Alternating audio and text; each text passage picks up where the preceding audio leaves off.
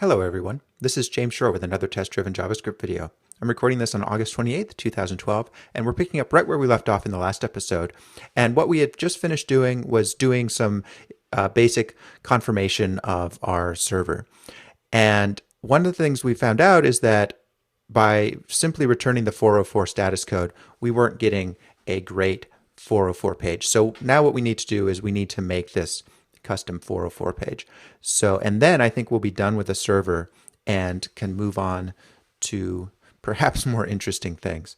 So what we want to do is we want to say, let's go ahead and just combine this together. So we'll say from file for everything except homepage.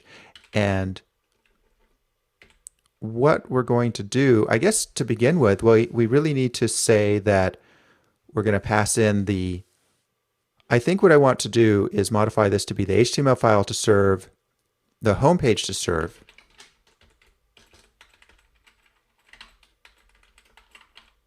the 404 page to serve, and the port number. And this is starting to get unwieldy, and obviously it won't work as we continue to add files, but I think that will be good enough for now. Eventually we're going to want to pass in some sort of configuration object, I presume. But we're not quite there yet. So let's go ahead and modify this to be, it requires homepage parameter, and then 404 page parameter will look an awful lot like this. And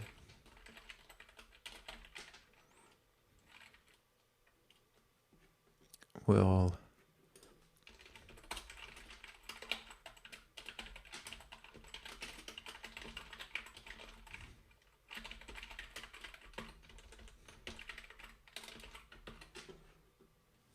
see. So we're going to call that test 404 page.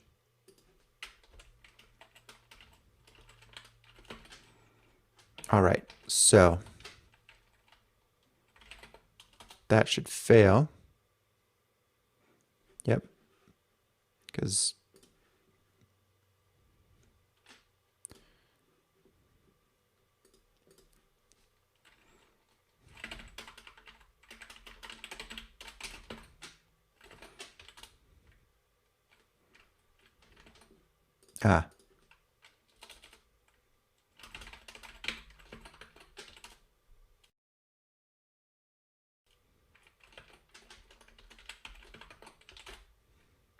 and all kinds of stuff breaks because we modified our signature. So let's see, we want, actually I think all of our starts happen right here, which is convenient.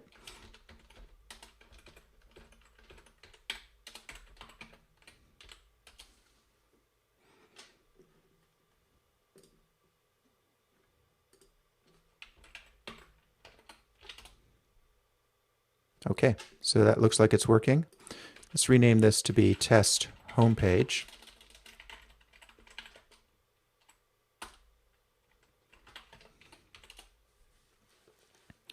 Good, everything's working. And let's modify this to be test home. Okay. And now we just need to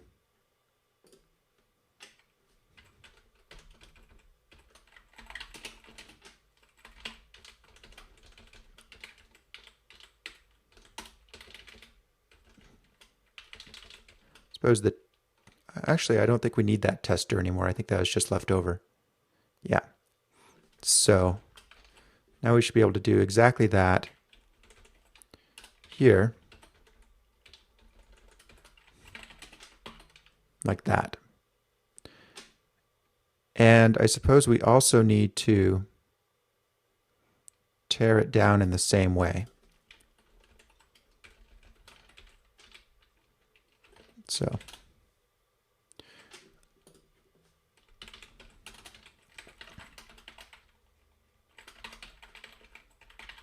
we'll factor this out into its own method or its own function.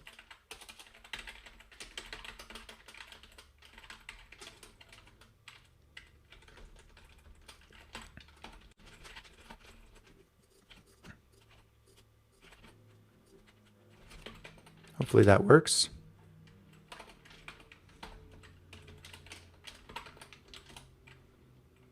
Okay. And then we'll clean up.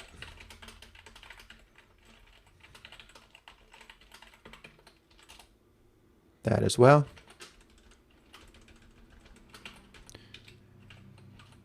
And like I said, I like to put my helper functions down at the bottom after all the tests.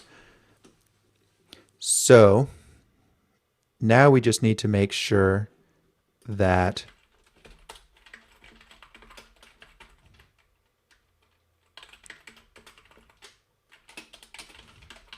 we are actually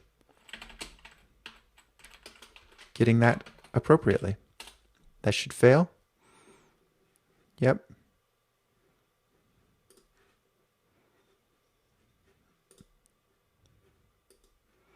And fixing it should just be a matter of doing this exact same thing again.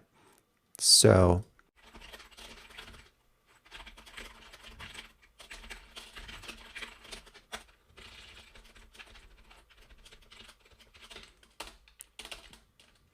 I think that's it.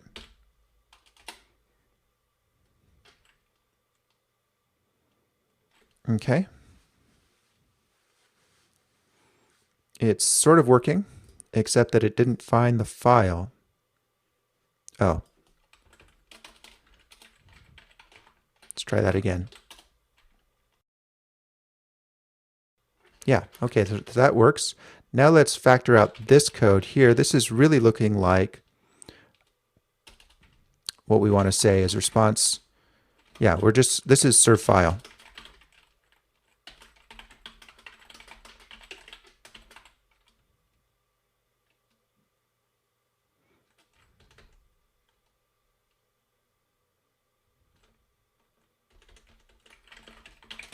That's what that is.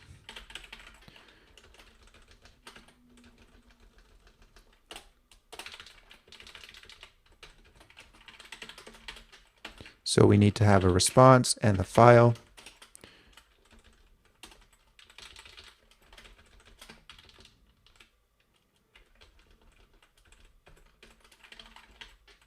Oops, that's file. I think that will work.